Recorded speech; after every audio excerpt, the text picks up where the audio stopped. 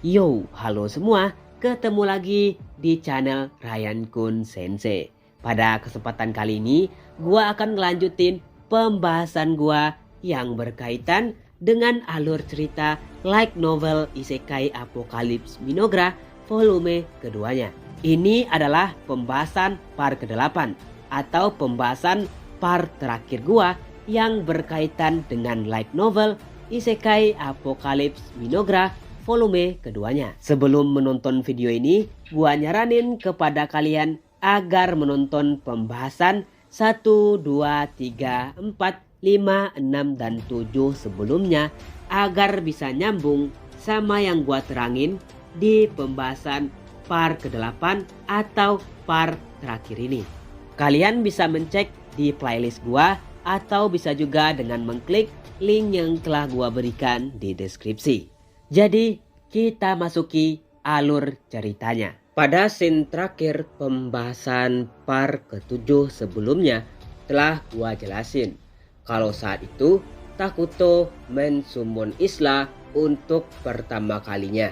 Di sini Isla setuju untuk menggantikan kekosongan posisi yang ditinggalkan oleh Ato dikarenakan karena Ato ingin pergi ke kota Dragontan. Jadi kali ini akan gua lanjutin dari sini. Pada scene pertama akan menceritakan kalau saat itu Isla tengah mengobrol dengan Takuto. Di sini Isla berkata kalau seharusnya Takuto nggak bangun siang hari mulu dikarenakan karena posisi Takuto yang seorang raja. Di sini ternyata Isla baru tahu dari ceritanya dua kembar kalau Takuto selalu bangun pada siang hari. Jadi saat itu Maria ceritain kepada Isla kalau selalu dirinya lah yang membangunkan Takuto pada siang hari. Nah, di sini Isla bilang kalau seharusnya Takuto memberikan teladan yang baik sebagai pemimpin. Dan kenapa dia bangun siang hari terus? Mendengarkan ocehan dari Isla, mau tak mau Takuto pun hanya bisa diam. Dikarenakan karena dia belum biasa bangun pagi hari. Di situ terlihat kalau peran Isla di Minogra sangat besar. Entah kenapa menurut Takuto di dalam pikirannya Isla lebih seperti seorang ibu yang mengurus anak-anaknya. Menurut Takuto, sepertinya ini efek dari gelar yang dimiliki oleh Isla yaitu Queen's Bug yang merupakan Ratu Serangga.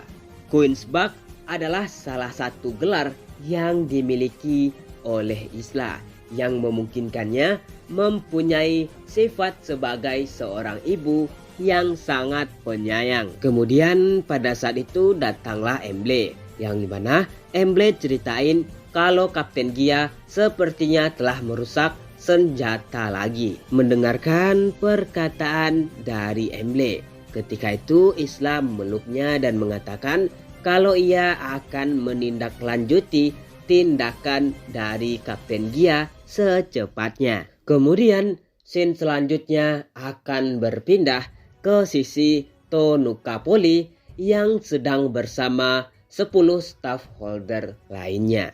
Pada waktu itu Tonukapoli mendapatkan laporan tentang tindakan dari dua kembar di kota Dragontan. Akan tetapi dirinya tak menyangka kalau dua kembar yang kelihatan seperti gadis polos itu adalah orang yang sangat gila. Pokoknya pada waktu itu terjadi diskusi ringan antara Tonukapoli dengan seluruh anggota staffholder kecuali Pepe Devol. Di sini para staffholder lainnya memuji Pepe karena berhasil menjalin kerjasama dengan kerajaan kegelapan yaitu Minogra.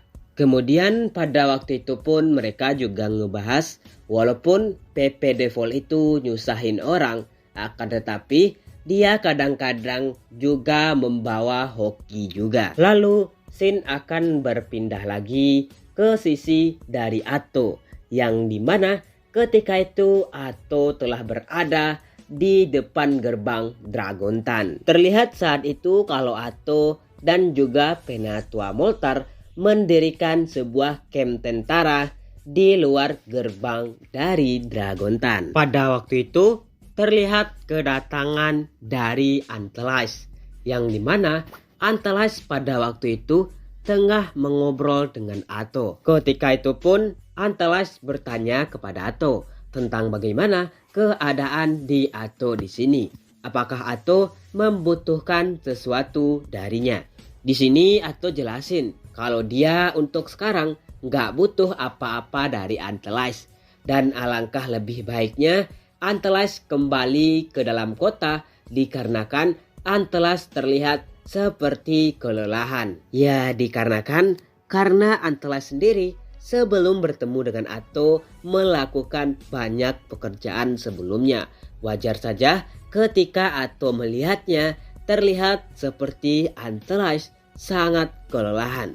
Kemudian setelah mendapatkan jawaban dari Atto, ketika itu pun Antelais langsung pergi dan memutuskan untuk segera beristirahat di dalam gedung wali kota. Lalu setelah itu terlihat sebuah diskusi yang tengah dilakukan oleh Penatua Moltar dan juga Atto. Penatua Moltar bertanya kepada Atto tentang skill apa saja yang didapatkan oleh Nona Atto setelah berurusan dengan beberapa goblin dan juga odds. Di sini Atto berkata kalau dia mendapatkan beberapa skill yang cukup berguna dari odds dan juga Hill Giant, yang dimana skill ini salah satunya adalah skill peningkatan regenerasi, peningkatan stamina, dan juga peningkatan kekuatan fisik.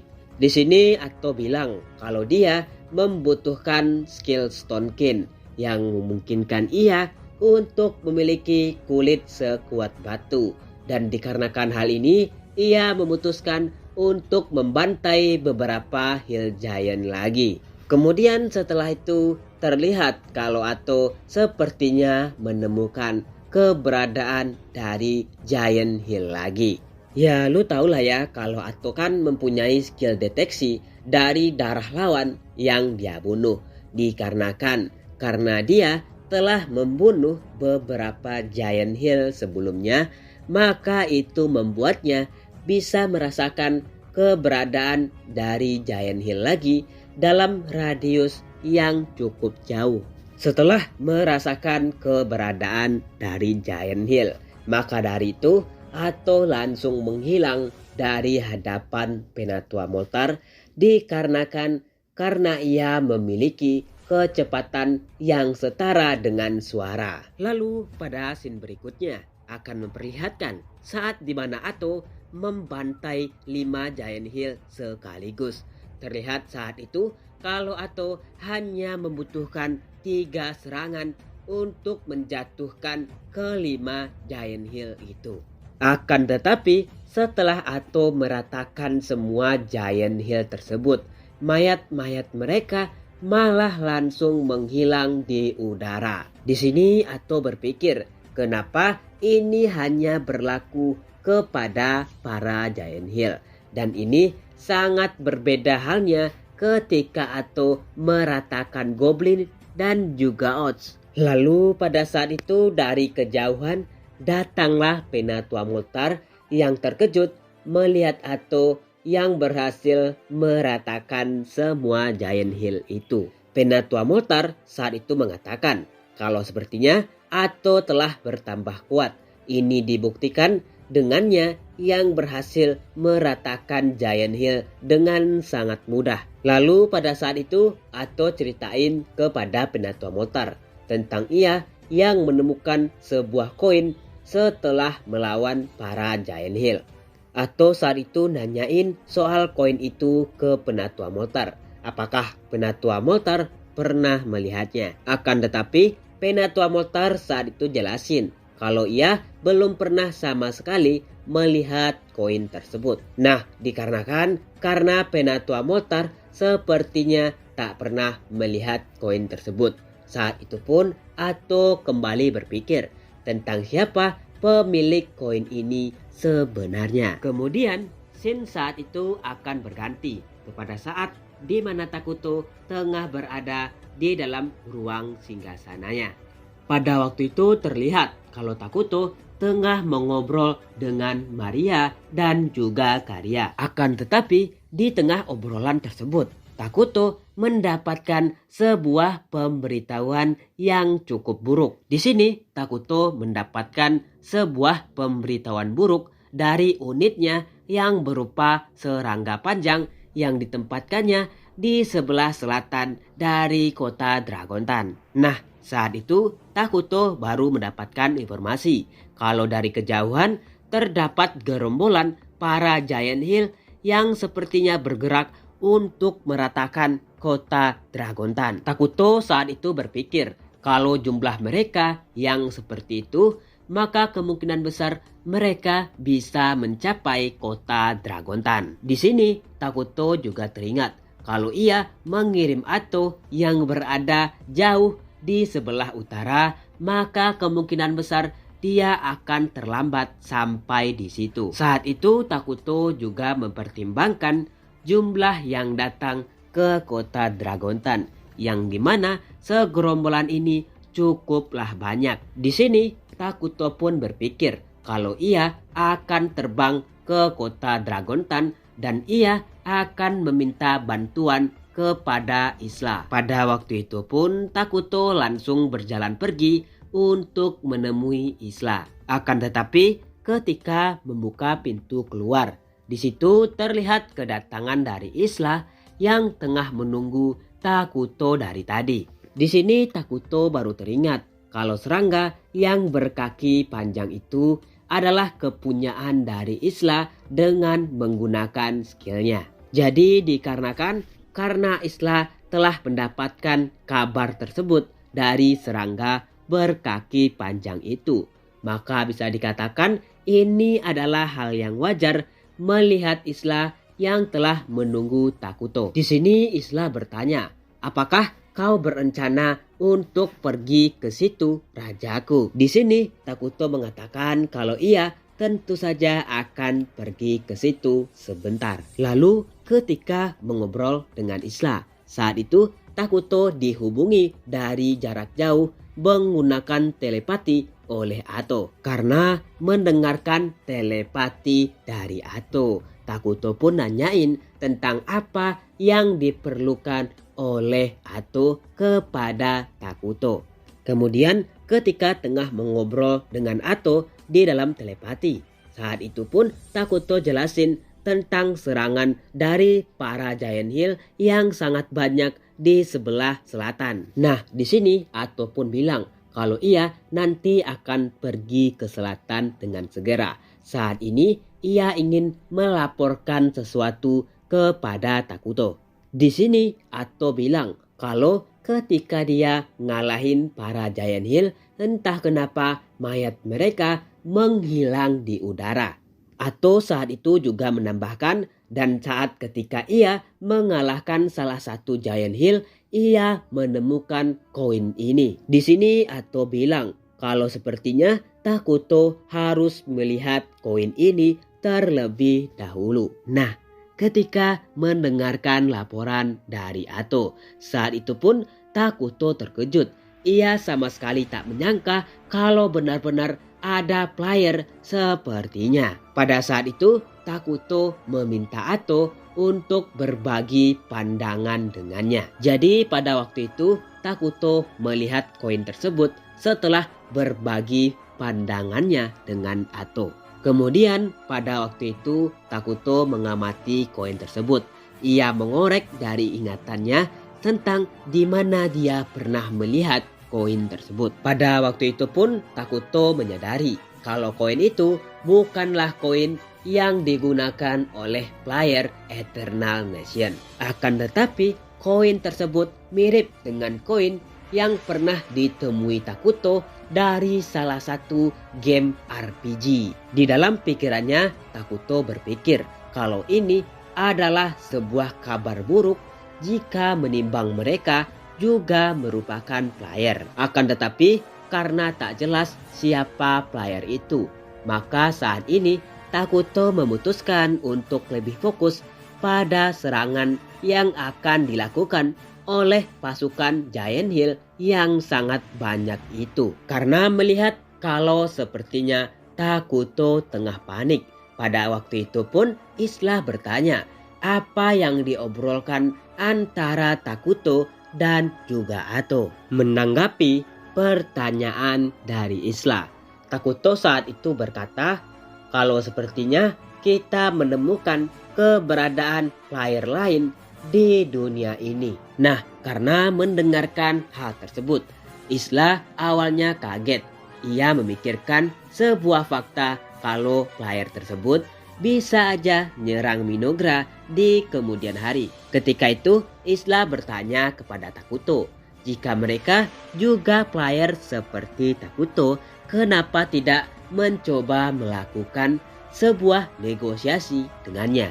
Akan tetapi saat itu Takuto jelasin kalau player ini bukanlah player dari game Eternal Nation. Di sini Takuto menambahkan kalau player yang dihadapinya kini berasal dari dunia yang berbeda.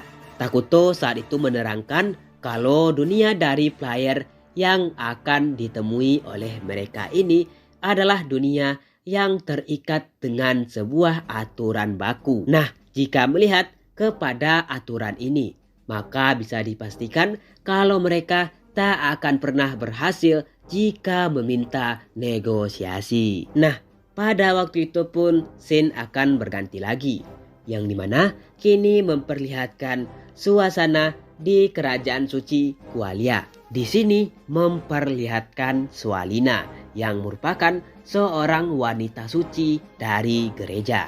Di situ ternyata Swalina tengah berpikir tentang bagaimana caranya untuk menangani soal hutan kegelapan yang mana ini adalah Minogra. Di dalam pikirannya, Swalina tengah pusing karena mempertimbangkan fakta kemunculan dari Minogra yang sangat tiba-tiba. Kemudian di tengah kebingungannya tersebut, Swalina dikejutkan dengan kedatangan seseorang. Ternyata yang datang tersebut adalah Erakino yang merupakan gambaran dari bencana di kerajaan suci Qualia. Nah, di sini terjadi beberapa obrolan antara Swalina dan juga Erakino. Di situ Swalina ngebahas tentang hukuman suci yang baru diterima oleh Erakino pada 2 bulan sebelumnya. Swalina sebenarnya pada saat itu bingung entah kenapa Erakino ini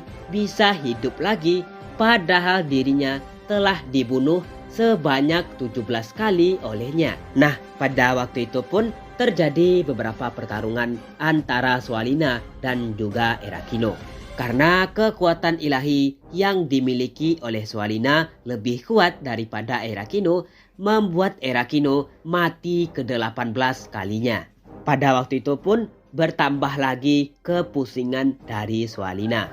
Dirinya bahkan belum memiliki solusi untuk kehadiran tiba-tiba dari Minogra. Dan sekarang ia malah dipusingkan oleh kedatangan dari Erakino yang selalu datang dan datang lagi kepadanya. Sebenarnya setiap kematiannya Erakino malah terlihat semakin kuat di hadapan Swalina. Swalina pada waktu itu mempertimbangkan tentang kejadian suatu saat nanti kekuatan dari Erakino melebihi dirinya. Nah, demikianlah pembahasan gua kali ini tentang Isekai Apokalips Minogra volume kedua part terakhirnya atau part ke-8-nya. Terima kasih telah menonton dan harap untuk selalu mendukung channel ini.